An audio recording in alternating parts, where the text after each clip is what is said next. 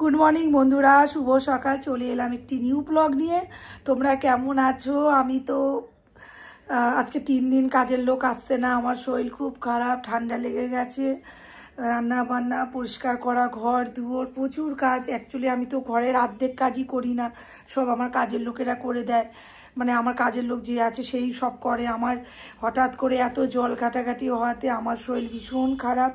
তো আজকের ব্লগ এখান থেকে শুরু করলাম। চলো এবার রান্নাঘরে যাই, এক কাপ চা খেতে হবে। চা খেয়ে শরীরে এনার্জিটা নিয়ে আসি।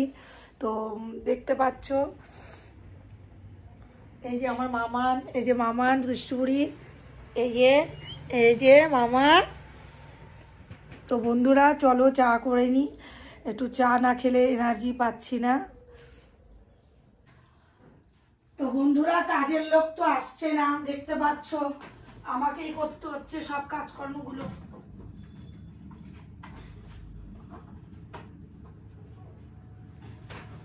কি করব এখন, কাজের লোক নেই, আমাকে এখন করতে হচ্ছে, কোনো অপশন নেই, কি করব।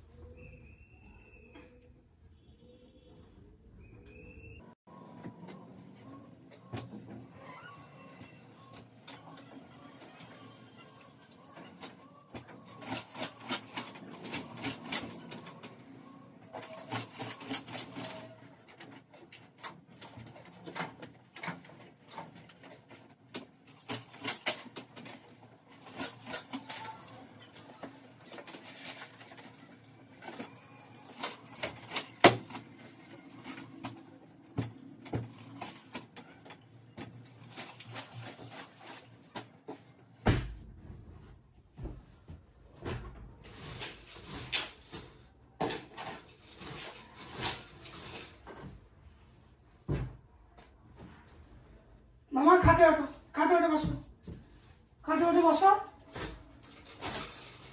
যাও খাটে ওঠো।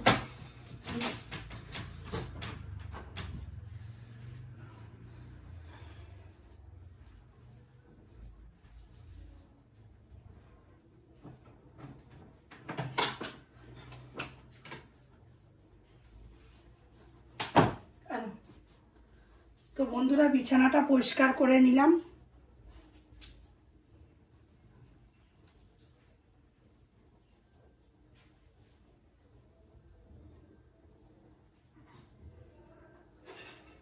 ঘর আমার পরিষ্কার হয়ে গেছে, দেখতে পাচ্ছ ঘর পরিষ্কার করা হয়ে গেছে। আর আমার মামানের বিছানাটা আমি তোমাদেরকে যে কি করে দেখাবো, যে আমার ডগ কিভাবে থাকে।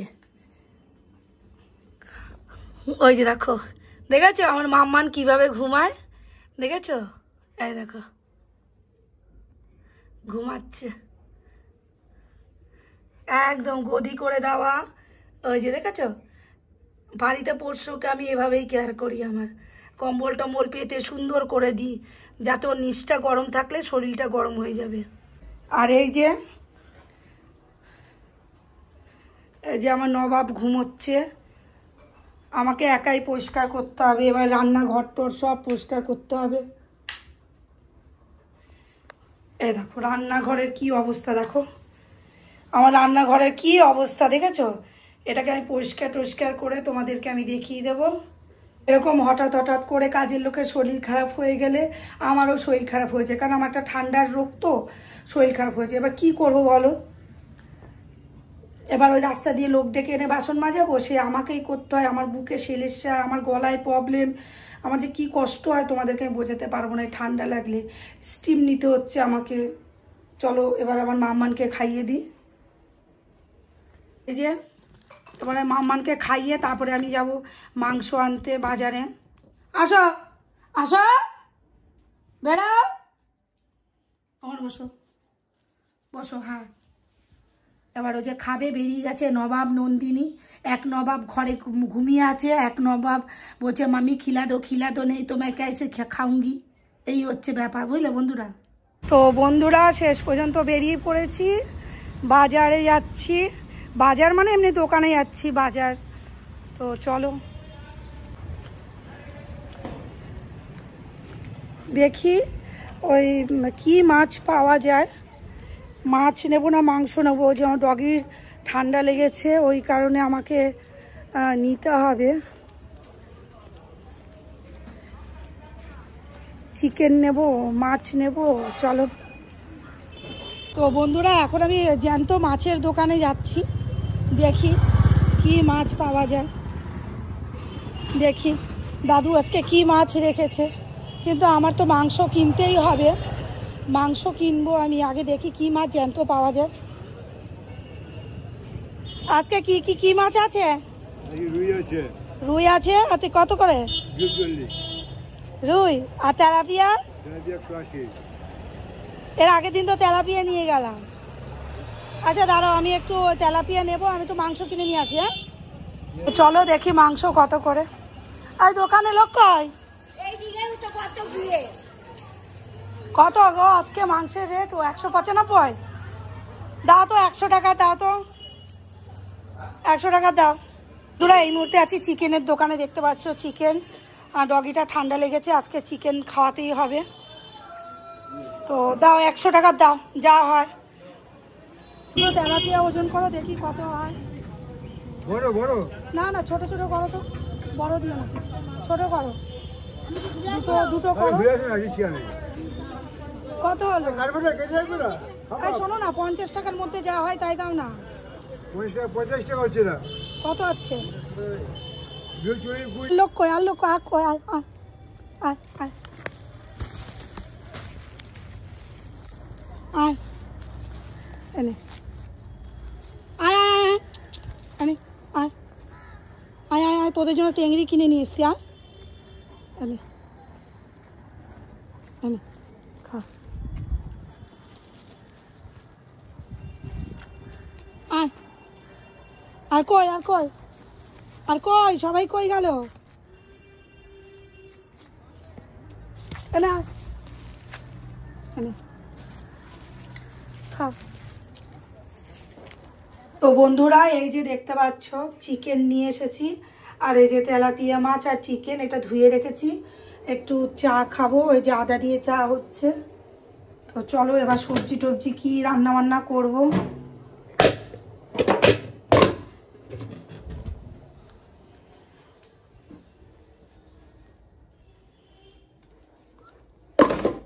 একটু চা খেয়ে নি আগে। দোকান থেকে আমি মাংস কিনেছি, সেই দোকানদারকে বললাম দাদা আমাকে 10 টাকার টেংরি দিন। তো তা পুরো রাস্তাটা একটা একটা করে ওই টেংরি স্ট্রিট ডগদের দিতে দিতে এলাম। আর এক জায়গায় দেখলাম একজন ভদ্রমহিলা রোজই খেতে দেয়, মানছি, মানে ডগিদের খেতে দিচ্ছে ভালো কথা, আমিও ডগির পক্ষেই রয়েছি, কিন্তু দেখলাম পচা পান্তা ভাত খেতে দিচ্ছে। তো ওটা দেখে খুব খারাপ লাগে যে হ্যাঁ খেতে দিচ্ছেন, পশু সেবা করছেন, পশুপ্রেমীর উপর কিছু হয় না, যেহেতু ওরা অবলা, কিন্তু এইভাবে জলের ভিতরে মানে জল পড়ে আছে তার ভিতরে দেখলাম ভাতগুলো দিয়েছে। এটা ঠিক আমার সত্যিকারে ভালো লাগলো না। মানে এই সেবাটা ঠিক হচ্ছে না, কিন্তু মানুষ করছে, তখন বলবে, বলতে গেলে কথা শোনাবে। তো আমিও যেহেতু পশুপ্রেমীর দলেই রয়েছি, তো ওই জন্য আমি আর কিছু বললাম না, কিন্তু খেতে দিচ্ছেন দিন, একটু পরিষ্কার পরিচ্ছন্ন করে দিন।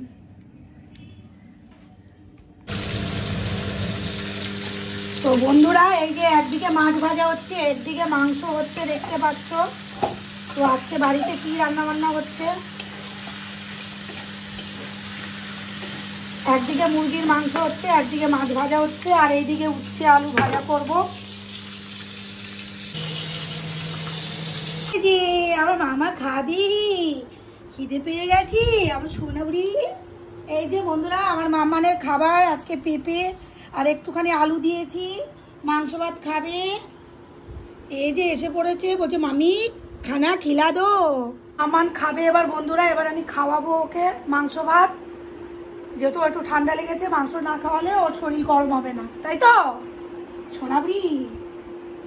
পুরা শেষ পর্যন্ত খেতে বসেছি, খেতে নিয়েছি কি দেখো, পেঁপে সিদ্ধ, উচ্ছে ভাজা, একটা কাঁচা লঙ্কা, মাছ ভাজা, আর এই যে মাংস। আজকের এইটা হচ্ছে ফ্রাইডে, খাওয়া দাওয়া করছি।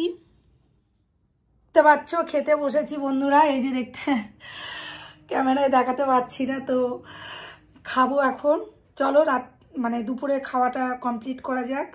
এখন বেলা বাজে 4:10 বাকি, চলো। তো বন্ধুরা, আজকের এই ভিডিওটা যদি ভালো লাগে তাহলে একটু শেয়ার করবেন, আর লাইক কমেন্ট করবেন, চ্যানেলটি ভালো লাগলে সাবস্ক্রাইব করবেন। টাটা।